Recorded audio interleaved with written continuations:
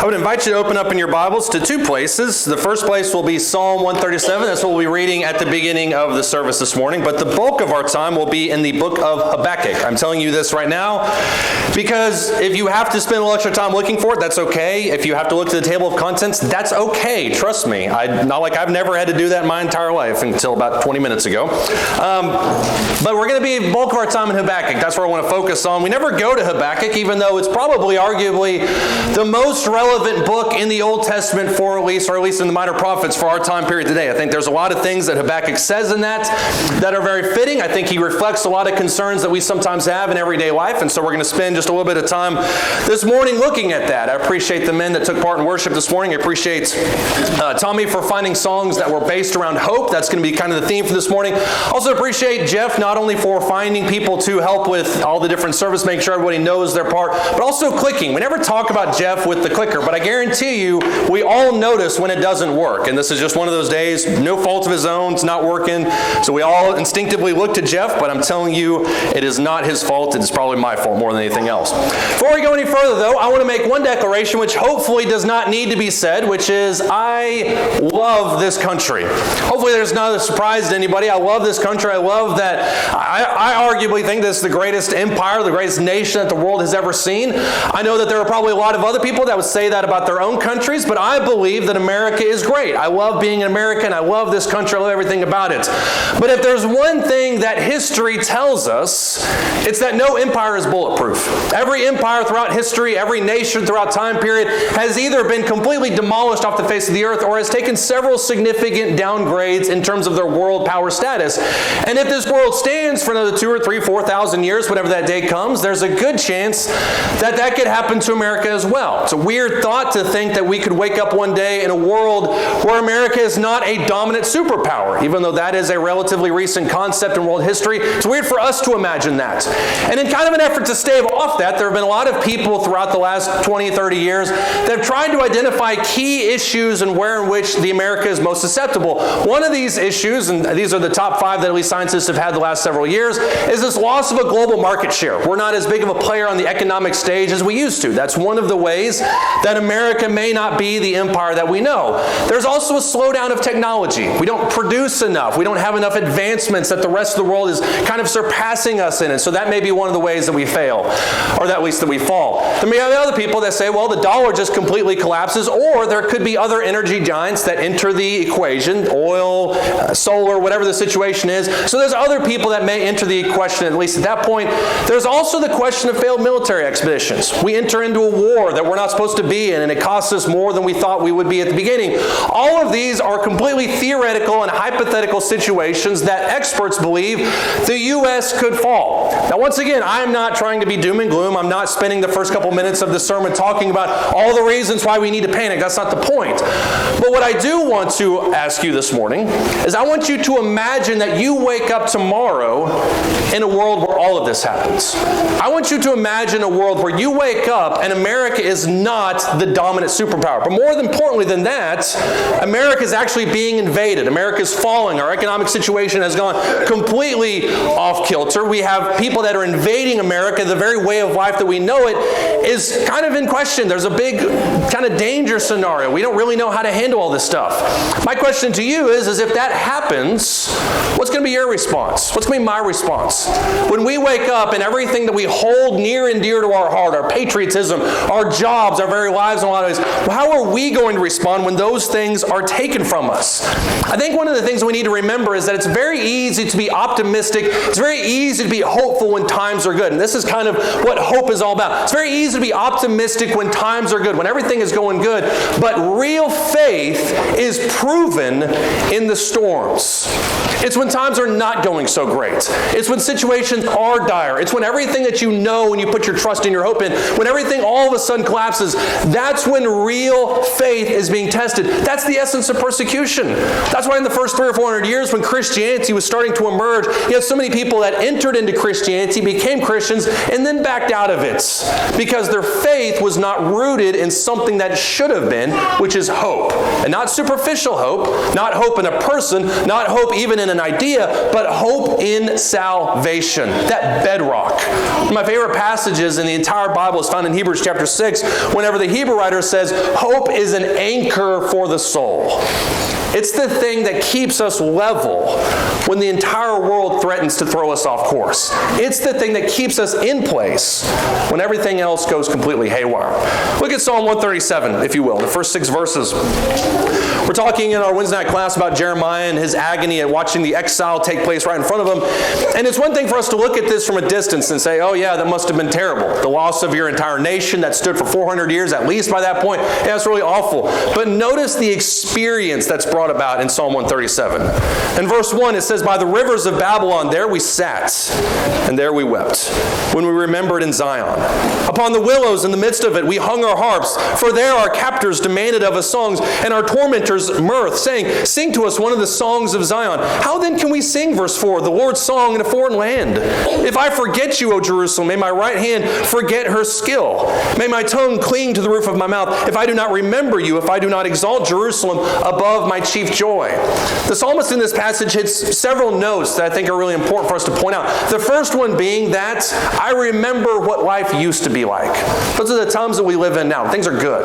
When things are optimistic, when things are hopeful. I remember when I used to wake up and drink my morning coffee and I used to scroll through Facebook for hours on end. Those were the good old days.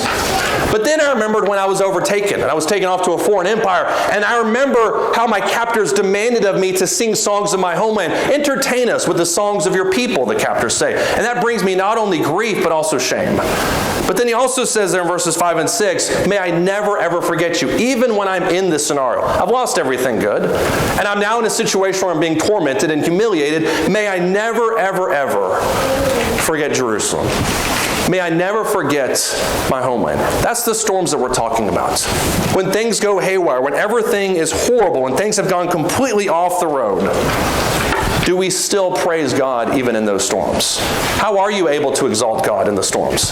How is it that we're able to maintain our hope even in situations where every single thing looks like it's about to fail? That's essentially the nature of the book of Habakkuk. Jump over to that if you would.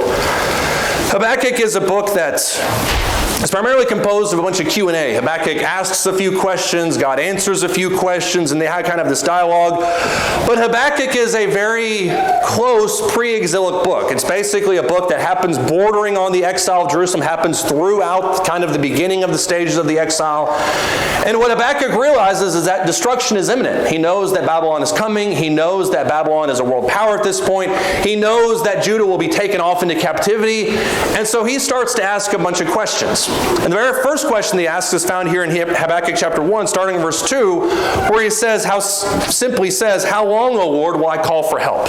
And will you not hear me? I cry out to you violence, and yet you don't save. Why do you make me see iniquity and cause me to look on wickedness? Yes, destruction and violence are before me. Strife exists, contention arises.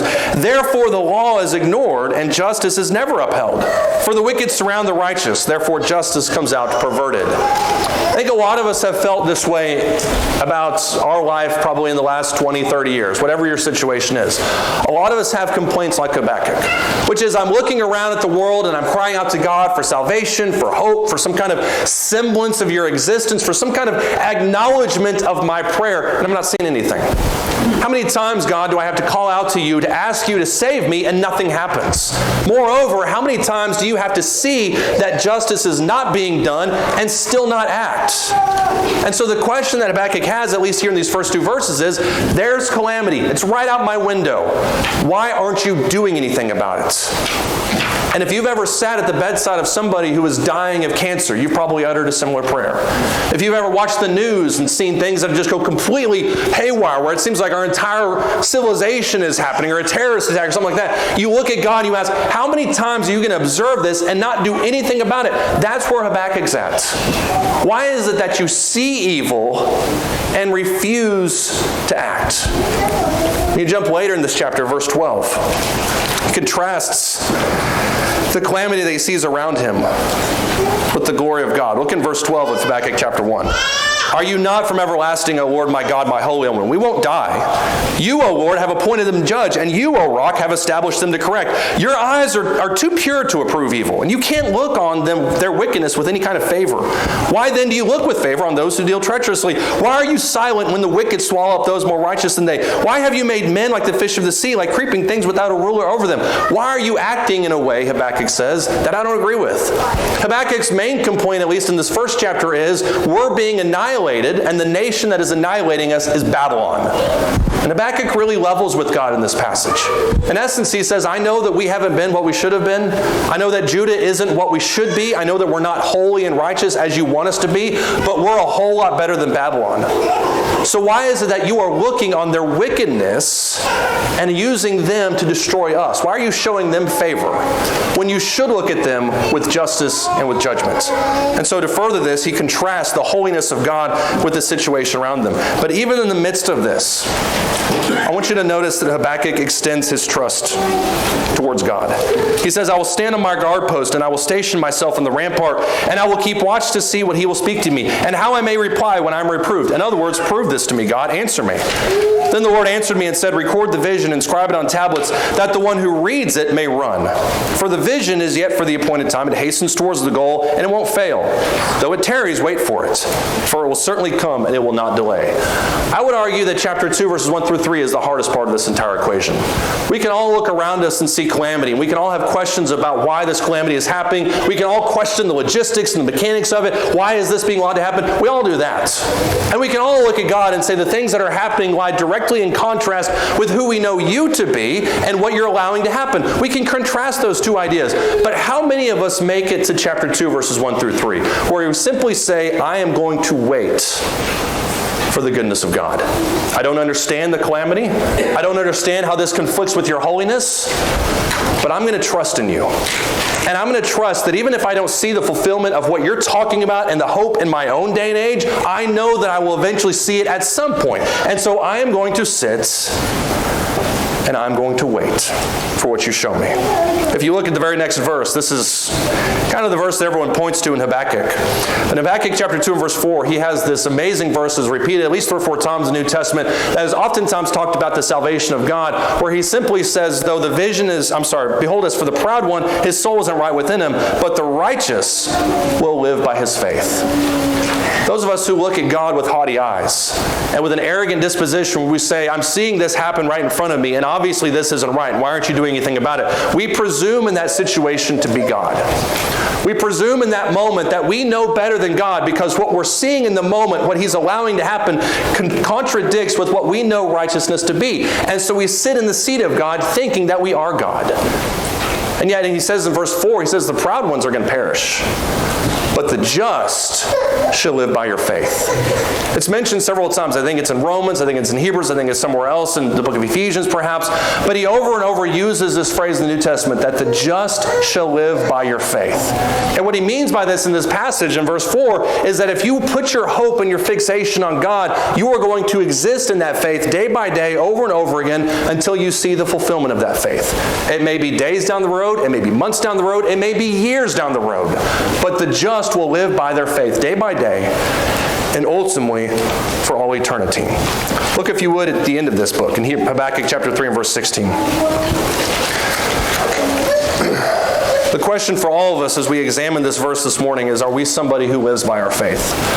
Are we somebody who observes the calamity around us? Who we juxtapose that calamity with the righteousness that we know God to have, and yet we still, through all of that, put our faith and our hope in God? In Habakkuk chapter 3 and verses 16 through 18, I love how he ends this book. He says, I heard and my inward parts trembled. I noticed what's happening. And at the sound my lips quiver. Decay enters my bones, and in my place I tremble, because I must wait quietly for the day of distress, for the people to arise who will invade us. I know these days are coming, he says. But listen to verse 17.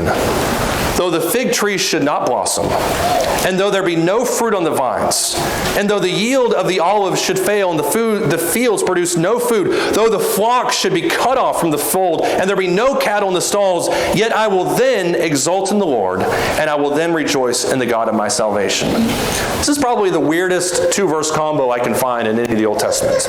Because in one verse, in verse 17, he talks about all the things that are happening, though this doesn't happen, though this doesn't happen, though this doesn't happen, though all these things don't happen. In verse 18, I will still exult in God, and I will still put my trust and my faith in Him. My question for you this morning is, does this define us? Does this define my attitude towards God? That even though every single thing that I observe around me is going straight out the window, and even though all I see is decay and hardship and bad things happening, do I still not only put my trust in God, but do I still exalt in Him? That's the difference. There's a difference, as we'll talk about here in just a second, between perseverance and exalting and joyfully glorifying God. And that's the difference that he nails down here in the book of Habakkuk. I think we learn several things about the nature of hope, especially as it sees our faith in day-by-day action. I think there's several things that we see about hope in this passage. First and foremost, that faith is not defined by our circumstances. That's really the issue here. In verse 17, though this happened, though this happened, though this happened, nothing about my external circumstances that I see happening right in front of me, none of that dictates my spiritual disposition towards God. I see this, but I know this. That was the problem with the people on the boat, wasn't it? When the storms came up and when the waves started crashing over the sea, over the boat, you had all these disciples that are sitting in the boat and they're saying, we're about to be destroyed. God, are you not going to do anything about it? They let their physical circumstances define their faith in that moment. Taking it a stage further, whenever Peter actually gets out of the boat, walks towards Jesus, another incident, when Jesus walks out to them on the sea, Peter is 100% fine until he sees the waves crashing around them. There's a very specific phrase in that passage that it says when he took his eyes off Jesus and noticed the waves, that's when his faith began to waver. And what we know is that our faith does not define, our circumstances does not define our faith. Though the fig tree should blossom, though the Dow Jones Industrial, whatever that thing is, though it craters, though my house get repossessed, though I get diagnosed with cancer, though whatever happens to me, I will still have that trust and that faith in God. Look at Matthew the 11th chapter. One of the things that we see, especially in the New Testament, is that you cannot debate the validity of an immortal God by what happens in my mortal life. And in Matthew the 11th chapter, people have debated what's actually taking place here. It seems relatively straightforward, but seems some back and forth that is almost out of place, not only because of who's asking these questions, but also who's answering them. And Matthew chapter 11 is starting in verse 1. It says, now when Jesus had finished giving instructions to his 12 disciples, he departed from there to teach and preach in their cities. And when John, while in prison, that's a key part of this section, while in prison heard of the works of Christ, he sent words by his disciples and said to him, are you the expected one, or shall we look for somebody else? If you pause there real quick, that brings up a whole lot of questions. Because number one, why is it that John, even though he's in prison, why is he, quote unquote, doubting anything? John is the one that looked at Jesus when he was coming to be baptized and said, behold the Lamb of God. So why is it that John is doubting anything? I would argue that he's not doubting as much as he's pointing. He's taking these same disciples who gravitate towards him and pointing him to the eternal one. Jesus answers without any kind of condemnation of John. He answers and says back to them, go and report to John what you see. The blind receive sight, the lame walk, the lepers are cleansed, and the deaf hear, the dead are raised up, and the poor have the gospel preached to them. And blessed is he who does not take offense in me. Jesus issues this amazing retort that is based off the evidences of the world around him. Now that may contradict what we're talking about, but I want you to imagine this conversation happening from John's perspective.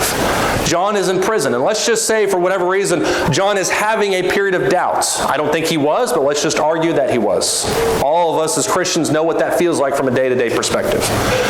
And as John is sitting in that jail cell, as he's examining not only the bars that are around him, as he's hearing the sounds of the fortress above him where the parties are taking place, he knows that the guy who's put him in prison doesn't like him. He knows his time is near. All he sees in his immediate circumstances is pain, is gloom, is destruction. And so he sends his disciples to Jesus. He says, "Are you the expected one, or shall we wait for another?" And Jesus responds with things that John the Baptist cannot see. "Go and see and report to John what you see and hear, which is the dead are raised. The blind all of a sudden see, the deaf can hear, the lame can walk." This is what's happening that you're not aware of. And I think when we put this in a cosmic context with our life with God, it's easy for us to look at God and say, why is it that these things are happening in my little narrow field of vision, in my world? Why are you allowing this to happen? And it may be, as a matter of fact, it probably is, that we're not getting the full picture. And yet sometimes we define our circumstances, we define our faith, which is universal, which is cosmic, which is spiritual, which is eternal, by what's happening right in front of us. And the faith that we have in an everlasting eternity with God is not defined by what happens in the next 10 minutes. And yet sometimes that's exactly what we allow to happen. Number 2, hope is defined by fear. This seems almost contradictory to what we're talking about right now, the idea that present circumstances don't impact what our faith is, but I would argue that present circumstances can sharpen our hope in a lot of ways. Romans chapter 8, verses 24 through 25, Paul makes this amazing chapter that's all about hope. It's all about perseverance. It's all about pushing on towards God. But in verses 24 and 25, he defines hope in a few verses. And what he says in this passage is that hope does not disappoint, but hope that what you see in is not hope. You don't see hope. For who hopes for what you already see? Hope is by its very nature long-lasting. It's in the future. It's not determined by present circumstances. That's what hope is all about. And yet what hope can be sharpened by is our understanding of what we've been through in the past. Any one of you that has gone through a really trying period in your life, and I don't care if it actually is trying or if you just thought it was trying. If it's trying to you, it's trying. Let me ask you how many more times I can say the word trying this morning. If you have been through a period in your life that is defined by hardship, you can look back at that and you can gain hope for the future. Because just as you walked through that fire, so you can walk through other fires into the future. And ironically, Habakkuk does exactly this in chapter 3. Jump back to that, chapter 3 and verse 5. Right before the section that we read in verses 16 through 18, that big, amazing section about hope. In Habakkuk 3, he pulls into the past to gain his hope for the future. Habakkuk chapter 3, starting in verse 5, he says, "Before him goes pestilence, plague comes after him. He stood and surveyed the earth. He looked and he startled the nations. Yes, the perpetual mountains were shattered. The ancient hills collapsed. His ways are everlasting. I saw the tents of Cushan under distress. The tent curtains of the land of Midian were trembling. Did the Lord rage against the rivers, or was your anger against the rivers, or was your wrath against the sea, that you rode on your horses or your chariots of salvation? Your bow was made bare. The rods of chastisement were sworn. You cleaved the earth with rivers. The mountains saw you and quaked. The downpour of water swept by. The deep uttered forth its voice. It lifted high its hands. Sun and moon stood in their places. They went away at the light of your arrows, at the radiance of your gleaming spear. In indignation you marched throughout the earth. In anger you trampled the nations. You went forth for the salvation of your people, for the salvation of your anointed. You struck the head of the house of the evil to lay him open from thigh to neck. You pierced with his own spears the head of his throngs. They stormed in to scatter us, and their exultation was like those who devour the oppressed in secret. You trampled on the sea with your horses, on the surge of many waters." You notice what Habakkuk is doing in this passage? Habakkuk is calling on the glory of God that he knows about and using it to instill in himself a hope for the future. I love the rhetorical questions that he asks in this, where he says, was your rage against the rivers? Was your rage against the earth? Was your rage against the mountains? It wasn't about that. You harnessed all of those, Habakkuk says, to issue salvation for your people. I saw it in the past. I read about it in the history books. I know about it from the stories that my parents, my grandparents, my great-parents told me. I know about that from my own history. And I know that you will do it again. Every hope of a Christian, the hope of a Christian that we all have, should be defined by a healthy fear of God. Because if we believe that God is able to do all these horrific things and this judgment and this punishment on the wicked, we also know that he is able to exalt those who are righteous and heavenly towards him. And so the healthy fear that we have for him is balanced out by the healthy hope that we have for his people. Number 3, so we talked about it a minute ago. Endurance is great. All of us need to endure. but joy is better. I think it's noteworthy, as we talked about at the beginning of this lesson, that Habakkuk didn't just say he would endure his trials. And that's good enough for a lot of us. If we can just get from day to day, that's fine. All of us need to just kind of make it a day at a time. But how often do we find hope, or how often do we find joy in those trials? And not joy, obviously, where you update your Facebook status, feeling happy today. That's not what I'm talking about. But how often do we find joy in the things we go through? In James chapter 1 and verses 2 through 4, James says, count it all joy when you enter into these trials. 1 Peter chapter 1 and verse 6, Peter says, in this you rejoice, though you have been grieved by many trials. Matthew chapter 5 verse 10, Jesus closes out the Beatitudes by saying, blessed are those who are persecuted. Well, where's the sense in that? And yet you also see it here in Habakkuk chapter 3, where he says, though the fig tree shouldn't blossom, though this doesn't happen, I will still exalt the name of God. Not persevere, that's enough, but I will still exalt the name of God. I would argue to you that the key in this is not to ignore your pain, but to embrace the pain that you're feeling and find the hope in it. Because that's when hope is most valuable. If you try to mask your pain with emotion and say, well, I'm going through a really tough time, and then you walk out of that hospital room, or you walk into a church building, or you walk into a school, or your workplace, whatever it is, and you put on a happy face when you and everybody you know knows that you're dealing with something that's really tough, then what you're building is an emotional house of cards for yourself that can fall at any one point in time. And so what he talks about here in this passage is not just ignoring the pain, not trying to mask that pain, but moving through that pain, embracing it, and finding the hope that is defined in that. Look at Hebrews, the 12th chapter. As he finishes this book in Hebrews chapter 12 and talks about hope and the supremacy of the new law over the old law, the Hebrew writer gets really applicable, if you will, in this last section. And in Hebrews chapter 12 and starting verse 3, he says, consider him who has endured such hostility by sinners against himself, so that you will not grow weary and lose heart. And imagine, in other words, that there's still going to be worse things to come. And almost as if to reiterate that point, he says in verse 4, you have not yet resisted the point of shedding blood in your striving against sin. That's something everybody wants to hear. It's bad now. Guess what? It's going to get worse. But you have also forgotten the exhortation which is addressed to you as sons. My son, do not regard lightly the discipline of the Lord, nor faint when you are reproved for him. For those whom the Lord loves, he disciplines, and he scourges every son whom he receives. It is for discipline that you endure. God deals with you as with sons.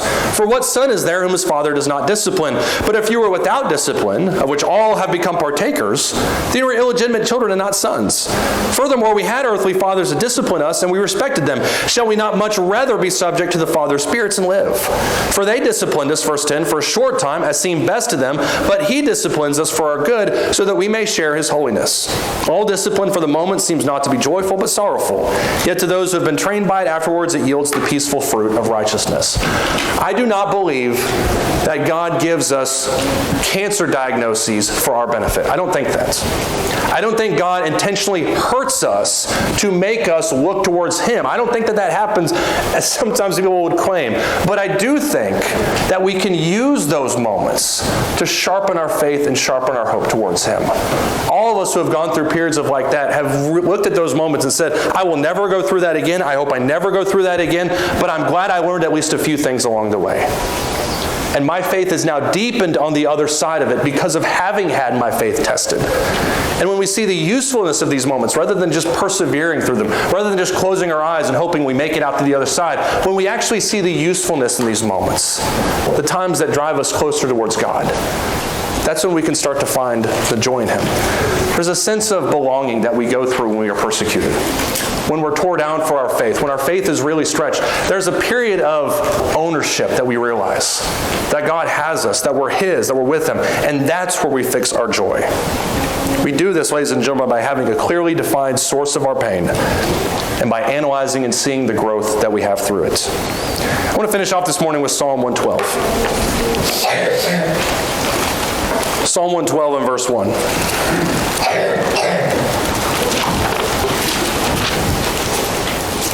Psalm 112 and verse 1.